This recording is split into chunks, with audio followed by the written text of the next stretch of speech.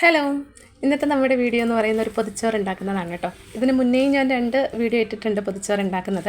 ഇന്നിപ്പോൾ നമ്മുടെ വീട്ടിൽ ഉണ്ടാക്കിയപ്പോൾ അത് നിങ്ങളുമായിട്ടൊന്ന് ഷെയർ ചെയ്യണമെന്ന് തോന്നി. ഭയങ്കര കാര്യമായിട്ടുള്ള പൊതിച്ചോറൊന്നുമല്ല, ഒരു സിമ്പിളായിട്ടുള്ള ഒരു പൊതിച്ചോറാണ് കേട്ടോ. അപ്പോൾ നമുക്ക് വീഡിയോയിലേക്ക് പോകാം. അപ്പോൾ നമ്മൾ ആദ്യമേ തന്നെ ഉണ്ടാക്കാൻ പോകുന്നത് പൊതിച്ചോറിലേക്ക് വേണ്ട മാങ്ങ അച്ചാറാണ് കേട്ടോ. ഇൻസ്റ്റൻ്റ് ആയിട്ടുള്ളൊരു മാങ്ങ അച്ചാറാണ്. ഇതിന് മുന്നേയും ഞാനൊരു വീഡിയോ ഇട്ടിട്ടുണ്ട് കേട്ടോ. ഇൻസ്റ്റൻറ്റ് മാംഗോ പിക്കിളിൻ്റെ ഒരു വീഡിയോ നമ്മൾ ചെയ്തിട്ടുണ്ട്. അത് നമ്മുടെ ചാനലിലുണ്ടേ, കാണാൻ താല്പര്യമുള്ളവരൊന്ന് കയറി കാണണേ.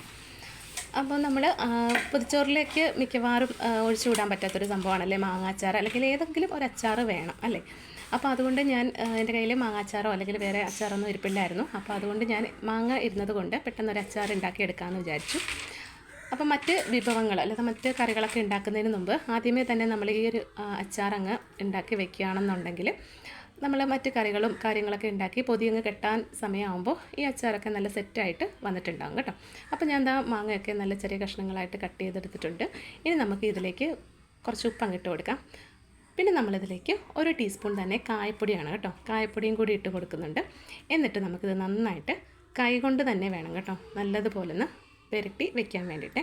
ഇനി നമ്മളിതിലേക്ക് കുറച്ച് കാര്യങ്ങളൊക്കെ താളിച്ച് ഒഴിക്കുന്നുണ്ട് കേട്ടോ. അപ്പോഴേക്കും നമ്മുടെ ഇൻസ്റ്റൻറ്റ് മാംഗോ പിക്കിൾ റെഡിയാവും. നല്ല ടേസ്റ്റാണ് കേട്ടോ. നമ്മൾ സാധാരണ അച്ചാറിട്ട് വെച്ച് കഴിക്കുന്നതിനെക്കാട്ടിലും ഒരു പ്രത്യേക ടേസ്റ്റാണ് നമ്മളിങ്ങനെ ചെയ്ത് വെക്കുന്നത് കേട്ടോ. അപ്പോൾ ഇത് നമുക്ക് മൂടി അങ്ങ് മാറ്റി വയ്ക്കാം. എന്നിട്ട് നമുക്ക് കുറച്ച് കാര്യങ്ങളൊന്ന് താളിച്ച് കൊണ്ടുവരാം. അപ്പോൾ ഞാനൊരു 2-3 ടേബിൾ സ്പൂണ് വെളിച്ചെണ്ണ എടുത്തിട്ട് അതിലേക്ക് കടുകും അതുപോലെ തന്നെ ഉലുവയൊക്കെ ഇട്ട് പിന്നെ കുറച്ച് വെളുത്തുള്ളിയും ഒരു പച്ചമുളകും ഒന്ന് റൗണ്ടിൽ കട്ട് ചെയ്ത് കറിവേപ്പിലയും പിന്നെ കുറച്ച് മുളക് പൊടിയും കൂടി ഇട്ടിട്ട് താളിച്ചെടുത്തിട്ടുള്ളതാണ് കേട്ടോ. അത് നമുക്ക് ഇതിലേക്ക് അങ്ങ് ഒഴിച്ചു കൊടുക്കാം. അപ്പോൾ നമ്മൾ കായപ്പൊടി ഓൾറെഡി ഇതിനകത്ത് ചേർത്തിട്ടുണ്ട്. ഇല്ലെന്നുണ്ടെങ്കിൽ നമ്മൾ ഈ താളിക്കുന്ന സമയത്ത് അങ്ങ് ചേർത്ത് കൊടുത്താലും മതിയേ. എന്നിട്ട് നന്നായിട്ട് ഇതൊന്ന് നമ്മുടെ കയ്യിലുള്ള ആ സ്പൂണ് വെച്ച് തന്നെ നല്ലതുപോലെ ഒന്ന് മിക്സ് ചെയ്തെടുത്തിരുന്നാൽ മതി കേട്ടോ. നമ്മുടെ ഇൻസ്റ്റൻ്റ് ആയിട്ടുള്ള മാംഗോ പിക്കിൾ ഇവിടെ റെഡിയായി കേട്ടോ. നല്ല ടേസ്റ്റി ആയിട്ടുള്ളൊരു അച്ചാറാണ്. അപ്പോൾ നമ്മൾ മാങ്ങ കട്ട് ചെയ്യുമ്പോൾ ഉണ്ടല്ലോ, ഇതിൻ്റെ തൊലി ഉണ്ടല്ലോ, തൊലി ഭയങ്കര കട്ടിയുള്ളതോ അല്ലെങ്കിൽ കയ്പുള്ളതോ ഒക്കെ ആണെന്ന് തോന്നുവാണെന്നുണ്ടെങ്കിൽ നമ്മളൊന്ന് തൊലി കുറച്ചൊന്ന് കട്ട് ചെയ്ത് കളഞ്ഞിട്ട് അരിഞ്ഞെടുത്തിരുന്നാൽ മതി കേട്ടോ. അങ്ങനെ കയ്പുള്ളതാണെന്ന് നമുക്ക് തോന്നുവാണെന്നുണ്ടെങ്കിൽ നമ്മളൊന്ന് കഴിച്ച് നോക്കുക ആദ്യമേ ഒന്ന് കട്ട് ചെയ്തിട്ട്. എന്നിട്ട് കുറച്ച് തൊലി ഒന്ന് മുറിച്ച് കളഞ്ഞിട്ടും അരിഞ്ഞ് ഉണ്ടാക്കിയെടുത്തിരുന്നാൽ മതിയേ. അപ്പോൾ നമ്മുടെ പൊതിച്ചോറിലേക്ക് വേണ്ട അച്ചാർ ഇവിടെ റെഡി ആയിട്ടുണ്ട് കേട്ടോ. ഇത് നമുക്ക് അടച്ചങ്ങ് മാറ്റി വയ്ക്കാം. ഇനി നമ്മൾ അടുത്തതായിട്ട് ചെയ്യാൻ പോകുന്നത് മീൻ വറുക്കാൻ പോവാണ് കേട്ടോ. മീൻ വറുക്കാൻ പോവല്ല, വറുക്കാൻ വേണ്ടിയിട്ടുള്ള മീൻ ഒന്ന് മസാലയൊക്കെ പുരട്ടി എടുക്കാൻ പോവാണേ. അപ്പോൾ ഞാൻ ഒരു അയിലയാണ് കേട്ടോ എടുത്തിരിക്കുന്നത്. അത് നല്ലതുപോലെ ഒന്ന് വരഞ്ഞൊക്കെ എടുത്തിട്ടുണ്ട്. ഇപ്പോൾ മീൻ വറുക്കാൻ വേണ്ടിയിട്ടുള്ള മസാല എന്താണെന്ന് വെച്ചാൽ 1 ടീസ്പൂൺ മഞ്ഞൾപ്പൊടിയും അതുപോലെ തന്നെ 1 ടേബിൾ സ്പൂൺ മുളക് പൊടിയും പിന്നെ കുറച്ച് ഒരു 1/2 ടീസ്പൂൺ മതിയാവും കുരുമുളകിൻ്റെ പൊടിയും പിന്നെ ഞാൻ കുറച്ച് മല്ലിപ്പൊടിയും കൂടി ചേർത്ത് കൊടുക്കുന്നുണ്ട് കേട്ടോ. 1/2 ടീസ്പൂണേ ഉള്ളൂ മല്ലിപ്പൊടിയും കൂടി ചേർത്ത് കൊടുക്കുന്നുണ്ട്. അപ്പോൾ ചില സ്ഥലങ്ങളിൽ മല്ലിപ്പൊടി ചേർത്തിട്ട് മീൻ വറുക്കാറുണ്ടെന്ന് ഇങ്ങനെ കേട്ടിട്ടുണ്ട്. അപ്പോൾ ഞാൻ വിചാരിച്ചു അങ്ങനെ ഒന്ന് ട്രൈ ചെയ്ത് നോക്കാമെന്ന് വിചാരിച്ചു. എന്നിട്ട് ഞാൻ കുറച്ച് 1/2 ടീസ്പൂൺ മഞ്ഞൾപ്പൊടിയല്ല മല്ലിപ്പൊടിയും കൂടി ചേർത്തിട്ട് ആവശ്യത്തിനുള്ള ഉപ്പും കൂടി നമ്മളിതിലേക്ക് ഇട്ട് കൊടുക്കുന്നുണ്ട്. ഇനി നമുക്ക് കുറച്ച് വെള്ളം ഒഴിച്ചിട്ട് ഈ മസാലകളെല്ലാം ഒന്ന് മിക്സ് ചെയ്തെടുക്കാം. ഭയങ്കര ഡ്രൈ ആയിരിക്കുമല്ലോ. അപ്പോൾ നമ്മളിതിലേക്ക് കുറച്ച് അധികം വെള്ളം ചേർത്ത് ആദ്യമേ തന്നെ നമുക്കിത് നല്ലതുപോലെ ഒന്ന് മിക്സ് ചെയ്തെടുക്കാം കേട്ടോ. അപ്പോൾ നമുക്ക് ഈ സമയത്ത് വേണമെങ്കിലും വെളുത്തുള്ളിയൊക്കെ ചതച്ചിട്ട് ചേർത്ത് കൊടുക്കാം കേട്ടോ. അങ്ങനെ ചെയ്യണമെങ്കിൽ അങ്ങനെയും ചെയ്യാം. അപ്പോൾ ഇതാ നമ്മൾ മസാലയൊക്കെ മീനിലോട്ട് നന്നായിട്ട് പുരട്ടി എടുക്കുവാണ്. അപ്പോൾ ഇതൊക്കെ നമ്മൾ ആദ്യമേ തന്നെ ചെയ്ത് വെക്കുകയാണെന്നുണ്ടെങ്കിൽ ഇതിലൊക്കെ നല്ലതുപോലെ മസാലയൊക്കെ പിടിച്ച് നമ്മൾ വറുക്കുന്ന സമയമാകുമ്പോൾ നല്ല സെറ്റായിട്ട് ഇരിക്കും കേട്ടോ, മസാലയൊക്കെ പിടിച്ചിട്ട്. അപ്പോൾ നമ്മളിതൊക്കെ എന്തായാലും ലാസ്റ്റ് ടൈമിലായിരിക്കുമല്ലോ വറുക്കുന്നത്. അപ്പോൾ അതുകൊണ്ട് നമുക്കിതങ്ങ് മസാലയൊക്കെ പുരട്ടിയത് മാറ്റി വയ്ക്കും. ഇനി ഞാൻ തോരനാണ് കേട്ടോ ഉണ്ടാക്കാൻ പോകുന്നത്. നമ്മുടെ പൊതിച്ചോറിലേക്ക് വേണ്ട ഒരു തോരൻ ഉണ്ടാക്കിയെടുക്കാൻ പോവാണ്. അപ്പോൾ അതിനായിട്ട് ഞാനിവിടെ പടവലങ്ങയാണ് എടുത്തിരിക്കുന്നത് കേട്ടോ. പടവലങ്ങ തോരനാണേ. അപ്പോൾ അത് നന്നായിട്ട് കഴുകി വൃത്തിയാക്കിയതിന് ശേഷം നല്ല പൊടിയായിട്ട് നമ്മൾ ചോപ്പറിലിട്ടിട്ടാണ് കേട്ടോ നമ്മളത് അരിഞ്ഞെടുക്കാൻ പോകുന്നത്. അപ്പോൾ നല്ലതുപോലെ നല്ല പൊടിയായിട്ട് നമുക്ക് അരിഞ്ഞെടുക്കാൻ പറ്റും. പെട്ടെന്ന് തന്നെ നമ്മുടെ പണി തീരുകയും ചെയ്യും. അപ്പോൾ ആദ്യമേ തന്നെ ഇതേപോലെ ഒന്ന് ചെറിയ കഷ്ണങ്ങളായിട്ട് കട്ട് ചെയ്തിട്ട് ഇതിൽ നിന്ന് കുറച്ചായിട്ട് എടുത്തിട്ട് നമുക്ക് ചോപ്പറിലിട്ടിട്ട് നല്ലതുപോലെ ഇങ്ങനെ വരച്ചെടുത്ത് കഴിഞ്ഞാൽ നമുക്ക് തോരനുള്ള കാര്യങ്ങളൊക്കെ റെഡിയായി കിട്ടും. അപ്പോൾ ഇത്രയേ ഉള്ളൂ. ഇതാണ് കുറച്ചുകൂടി എളുപ്പം കേട്ടോ. നമ്മൾ കത്തി വെച്ചിട്ട് നമ്മൾ പൊടിയായിട്ട് അരിയുന്നതിനെക്കാട്ടിലും പെട്ടെന്ന് തന്നെ നമ്മുടെ പരിപാടി കളയും, സമയ ലാഭമാണ്. അപ്പോൾ അതുകൊണ്ട് നല്ല പൊടിയായിട്ട് നമുക്ക് അരിഞ്ഞ് കിട്ടിയിട്ടുണ്ടേ. അങ്ങനെ നമ്മുടെ പടവലങ്ങ നമ്മളിതാ ഇവിടെ അരിഞ്ഞെടുക്കുവാണ് കേട്ടോ. ഓരോ പാർട്ടായിട്ട് നമുക്ക് ഇതേപോലെ അങ്ങ് ചെയ്തെടുത്തിരുന്നാൽ മതിയാവും.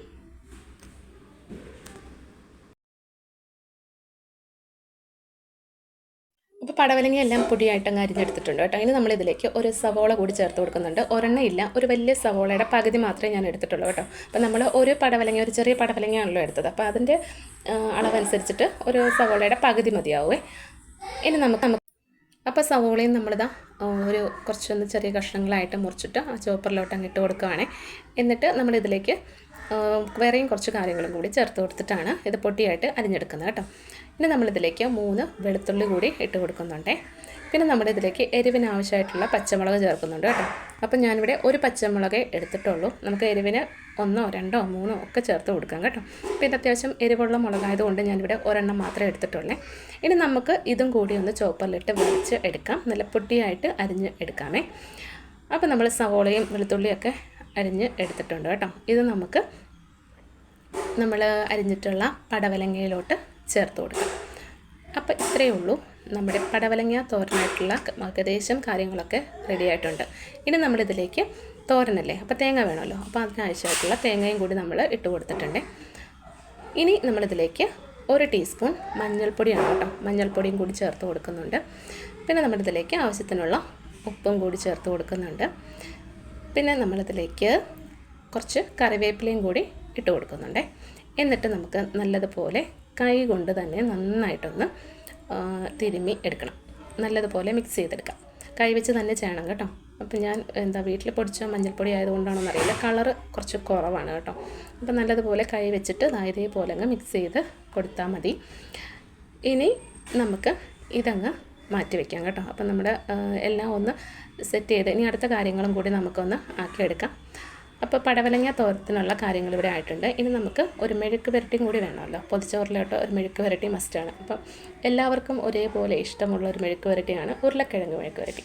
അപ്പോൾ അതുകൊണ്ട് തന്നെ ഞാൻ ഇവിടെ ഉരുളക്കിഴങ്ങ് എടുത്തിട്ടുണ്ട് കേട്ടോ. ഒരു ഉരുളക്കിഴങ്ങും ഒരു പകുതി സവോളയും, മറ്റേ നമ്മൾ പടവലങ്ങയ്ക്ക് എടുത്ത സവോളയുടെ പകുതി ഉണ്ടല്ലോ, അതാണ് നമ്മളിതിന് എടുത്തിരിക്കുന്നത് കേട്ടോ. അപ്പോൾ അത് ഇവിടെ മുറിച്ച് എടുത്ത് വെച്ചിട്ടുണ്ടേ. അപ്പം നമ്മുടെ പൊതിച്ചോറിലേക്കുള്ള ഏകദേശം കാര്യങ്ങളൊക്കെ ഇവിടെ റെഡി ആയിട്ടുണ്ട്. ഇനി നമുക്കിതെല്ലാം ഒന്ന് തയ്യാറാക്കി എടുക്കാം. അപ്പോൾ ആദ്യമേ തന്നെ നമ്മൾ പടവലങ്ങ തോരൻ ഉണ്ടാക്കാൻ പോകണം കേട്ടോ. അതിനായിട്ടൊരു പാത്രം എടുത്തിട്ടുണ്ട്. അതിലേക്ക് ഒരു 2 ടേബിൾ സ്പൂൺ വെളിച്ചെണ്ണ എടുത്തിട്ട് നമുക്ക് കടുകിട്ട് കൊടുക്കാം. എന്നിട്ട് നമ്മൾ മിക്സ് ചെയ്ത് വെച്ചിട്ടുള്ള പടവലങ്ങയുടെ തേങ്ങയുടെ ഒക്കെ കൂട്ടുണ്ടല്ലോ, അതങ്ങ് ഇട്ട് കൊടുക്കാം. എന്നിട്ട് കുറച്ച് വെള്ളം ഒന്ന് തളിച്ചെടുത്തിട്ട് നമുക്കിത് അടച്ച് വയ്ക്കാം. അപ്പോൾ അത് അവിടെ ഇരുന്നാകുന്ന സമയത്ത് നമുക്ക് അടുത്ത സ്റ്റൗവിൽ ഒരു പാൻ എടുത്തിട്ട് അതിലേക്ക് കുറച്ച് വെളിച്ചെണ്ണ ഒഴിച്ച് കൊടുത്തിട്ട് നമ്മൾ അരിഞ്ഞ് വെച്ചിട്ടുള്ള നമ്മുടെ ഉരുളക്കിഴങ്ങുണ്ടല്ലോ, അതും കൂടി അങ്ങോട്ട് കൊടുക്കാമേ. എന്നിട്ട് നമുക്കിതൊന്ന് മെഴുക്ക് വരട്ടി ആക്കിയെടുക്കണം. അപ്പോൾ ഇത് ഉരുളക്കിഴങ്ങും സവോളയൊക്കെ നന്നായിട്ടൊന്ന് വഴന്ന് വരട്ടെ. കുറച്ച് ഉപ്പൊക്കെ ഇട്ട് കൊടുത്തിട്ട് നമുക്കൊന്ന് ഇളക്കിയെടുക്കാം. ഇത് അടച്ചൊന്നും വെക്കേണ്ട കേട്ടോ, ഇത് പെട്ടെന്ന് തന്നെ വെന്ത് കിട്ടും. മീഡിയം ഫ്ലെയിമിലങ്ങ് ഇട്ടിരുന്നാൽ മതി കേട്ടോ. അപ്പോൾ നമ്മുടെ പടവലങ്ങ തോരനും ഇപ്പോൾ ഇവിടെ ഏകദേശം ആയി വന്നിട്ടുണ്ട്. അതുപോലെ തന്നെ നമ്മുടെ ഉരുളക്കിഴങ്ങ് മെഴുക്ക് പുരട്ടിയും നന്നായിട്ട് ഉരുളക്കിഴങ്ങ് നല്ലതുപോലെ ഒന്ന് മുരിഞ്ഞ് വെന്ത് വന്നിട്ടുണ്ട്. ഒരുപാട് വെന്ത് കുഴഞ്ഞു പോകണ്ട കേട്ടോ, ഒന്ന് കടിക്കുമ്പോൾ ഇതേപോലെ അങ്ങ് കിട്ടിയാൽ മതിയാവും.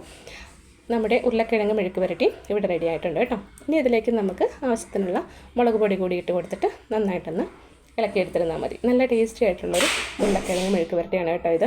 മിക്കവാറും പണ്ടൊക്കെ സ്കൂളുകളിലൊക്കെ കൊണ്ടുപോയിക്കൊണ്ടിരുന്ന മെഴുക്ക് പുരട്ടികളിലെ ഏറ്റവും ഫേവറേറ്റ് ആയിട്ടുള്ളൊരു മെഴുക്ക് പുരട്ടികളിലൊന്നായിരുന്നു കേട്ടോ നമ്മുടെ ഈ ഉരുളക്കിഴങ്ങ് മെഴുക്ക് പുരട്ടി എന്ന് പറയുന്നത്. അത് അന്നും അങ്ങനെ തന്നെയാണ്, ഇന്നും ഭയങ്കര ഇഷ്ടമുള്ളൊരു ഐറ്റം തന്നെയാണ് എല്ലാവർക്കും എന്നാണ് എനിക്ക് തോന്നുന്നത്.